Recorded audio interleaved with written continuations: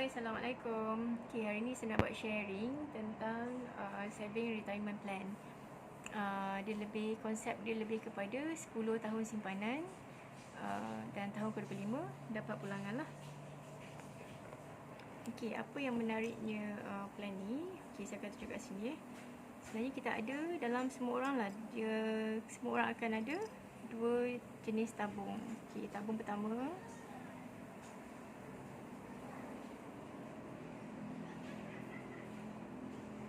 kita panggil,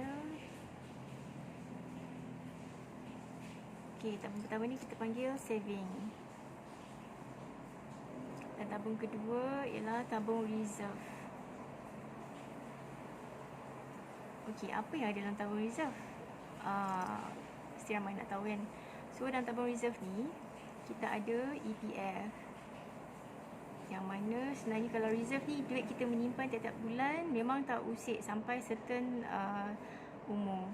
Dan satu lagi macam EPF ni untuk pekerja swasta, macam pejabat awam, mereka ada pencen kan, pencen plus golden handshake. Yang ini akan dapat certain amount lah bila bersara. Dalam tabung saving, rata-rata kita ada ASP, mungkin menyimpan dengan ASP ataupun buat ASP financing kan. Mungkin juga ada tabung haji. Selain pada saving biasa, mungkin juga ada unit trust. Dan sekarang ni macam aktif kat media sosial, ramai yang buat saham, melabur dengan saham ataupun bond. Ada juga yang suka melabur dengan emas. Yang ini tak kira perempuan lelaki, sebenarnya macam trend sekarang ni melabur dengan emas. Sekarang ni saya nak cerita macam mana kita nak wujudkan satu lagi tabung reservation, duduk dalam bahagian reservation, dengan hanya pindahkan. Kita nak wujudkan EPF kedua. Maksudnya certain umur dia akan jadi tampungan daripada EPF yang pertama tadi. Ini kita nak wujudkan. Macam mana kita nak wujudkan EPF kedua? Saya akan tunjuk kat sini satu lukisan lah. Macam sekarang ni umur tuan, saya andaikan umur tuan 46 tahun. So umur 55 pencen, dan saya andaikan juga pencen keluar umur 55 So daripada umur 46 hingga 55, berapa tahun kita nak menyimpan kat EPF lagi? So ada 9 tahun. Katakanlah gaji setahun RM3,000. So 3,000 sebab sekarang ni one way communication, so dalam EPF saya tak pasti ada berapa. So katakanlah gaji sekarang ni RM3,000, 3K menyimpan selama 9 tahun hingga umur 55, berapa yang akan dapat? Yang ni saya ambil purata EPF, caruman EPF 23%.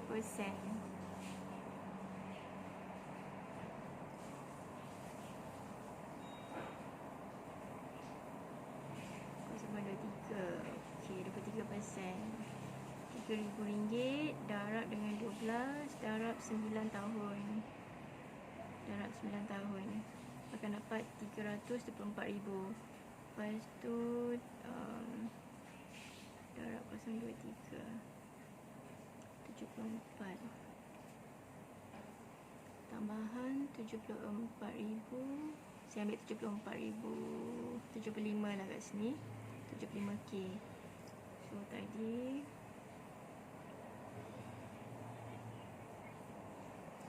RM324K tambah dengan 75,000. Saya andaikan kat sini umur 55 akan ada 399 dalam akaun. Yang ini saya andaikan ada dalam akaun EPF waktu pencen nanti.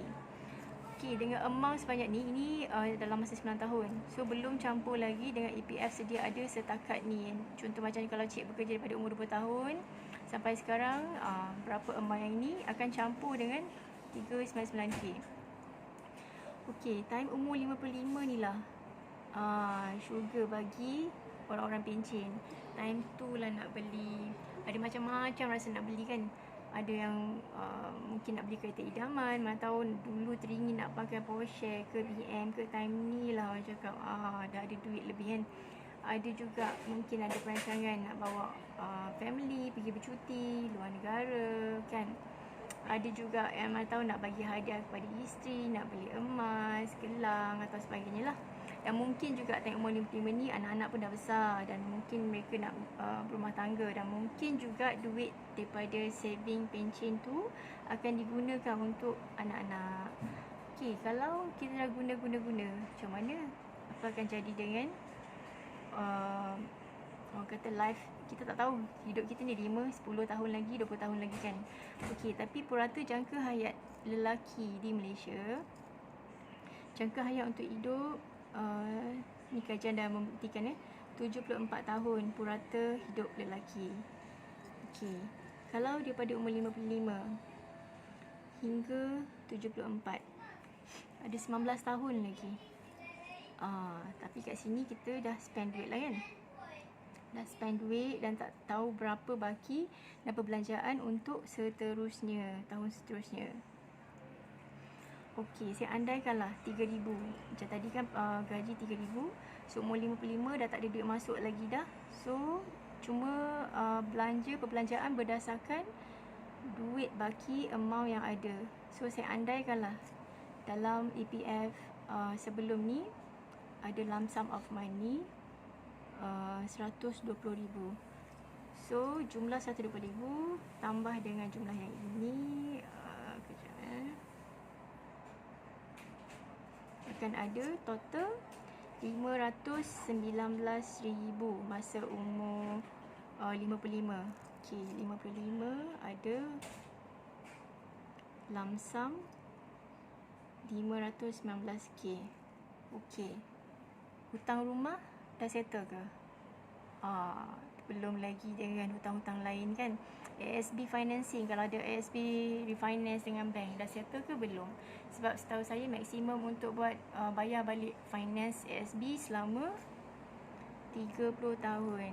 Yang ini sasalah, kalau buat pinjaman dengan bank akan ada interest pinjaman. So orang kata kalau sakit ke, sihat ke atau macam mana, tetap kena bayar balik loan tu selama 30 tahun. Okey, dengan duit 519k dah. Okey, andai kata sebab saya tak pasti dalam account sheet ni ada berapa. Okey, saya ambil je lah 519k. Berapa lama duit ni akan bertahan dengan purata 3,000 perbelanjaan sebulan?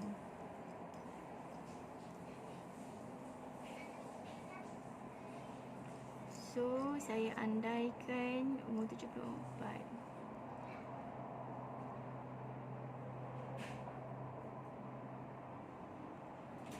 Setahun 200.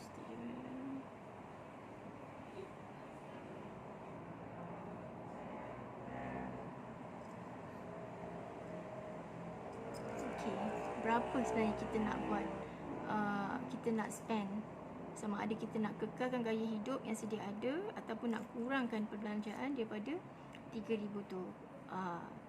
Yang ini cakap apa, bergantung kepada masing-masing lah. Okey, macam dana yang saya nak propose ni, dia cuma bayar 10 tahun. Saya lukis satu lagi table. Okey, umur 46 baru nak ambil plan ni. So tuan cuma perlu bayar selama 10 tahun sahaja.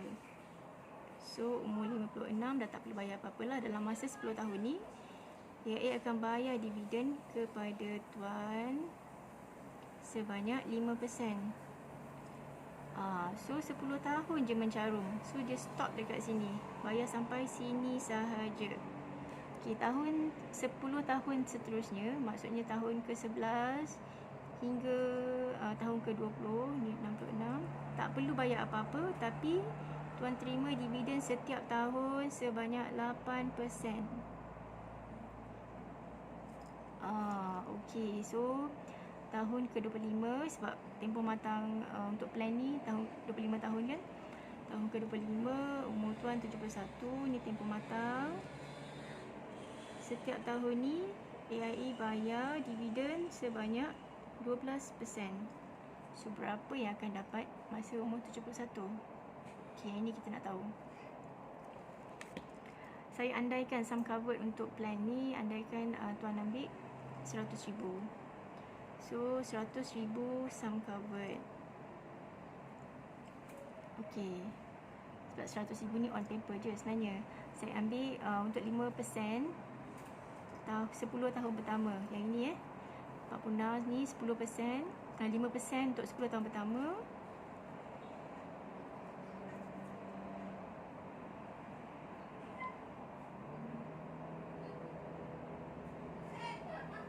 Bersamaan 25,000 25k. Okey. 10 tahun seterusnya 8% setiap tahun kan. 8%. So tuan dapat 80,000.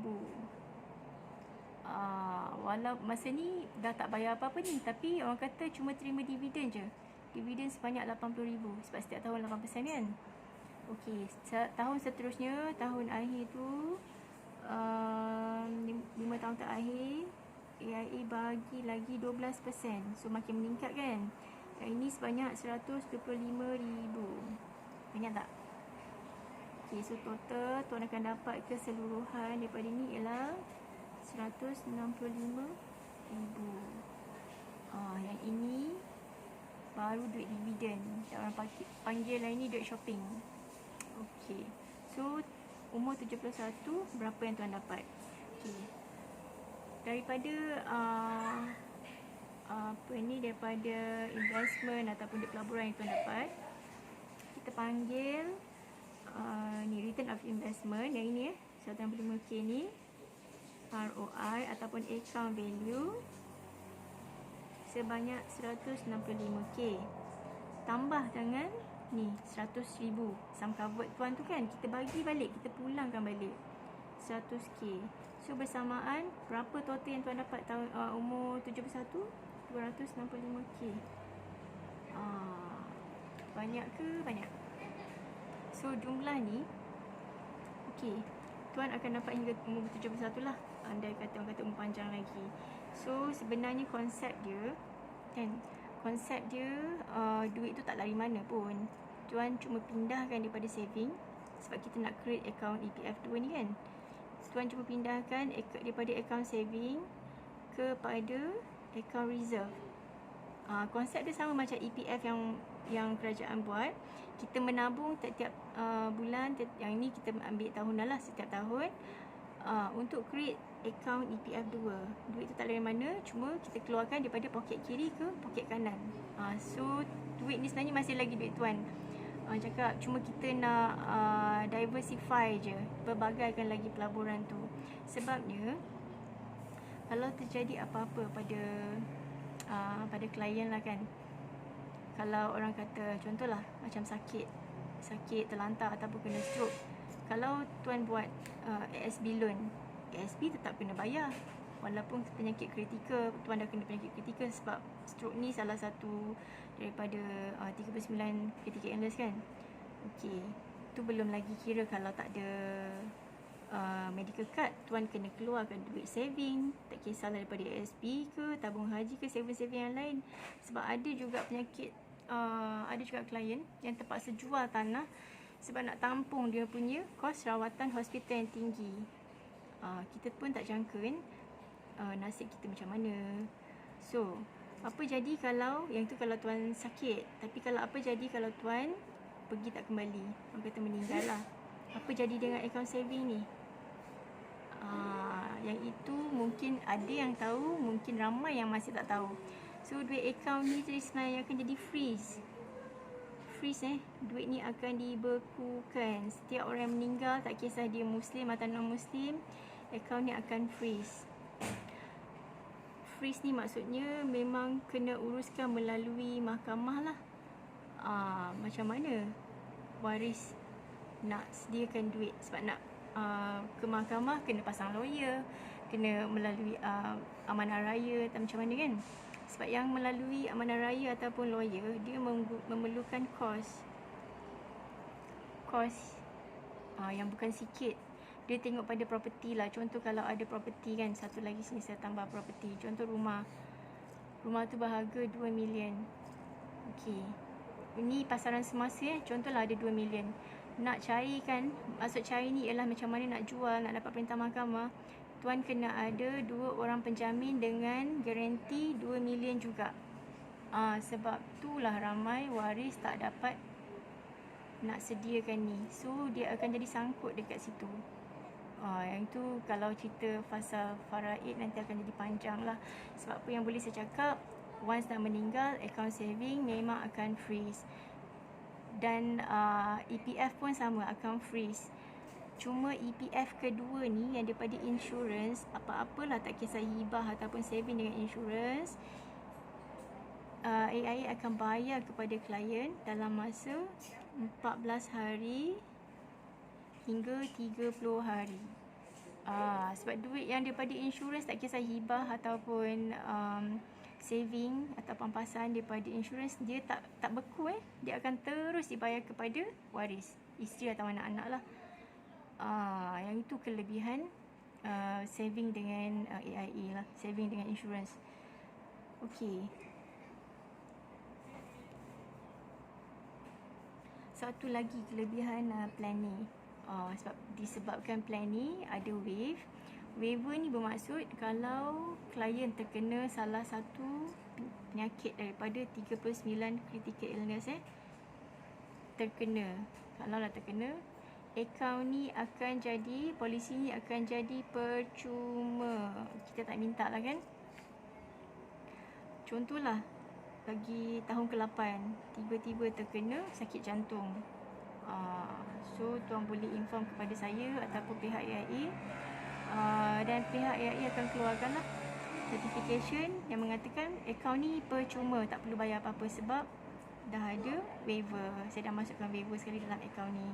So walaupun percuma tak perlu bayar, walaupun sepatutnya tuan kena bayar 10 tahun kan, dah ada waiver, tapi coverage masih lagi berjalan seperti biasa dan tuan hanya tunggu tempoh matang 25 tahun.